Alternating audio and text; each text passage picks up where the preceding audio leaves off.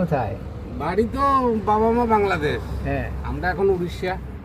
না এর আগে কি নবদ্বীপ না কি বলে? মায়াপুর, বাতকুল্লা।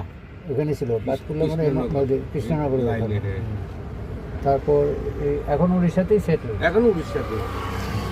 তোমার এই কথাবার্তা বেশ একটা আন্তরিকতা আছে, মনে মনে হয় তুমি গান টানও জানো কিছু। অল্প অল্প একটু একটু জানি। হ্যাঁ, আমার মনে হচ্ছিল। আচ্ছা দেখে এটা এটা একটু শোনাও তো তুমি।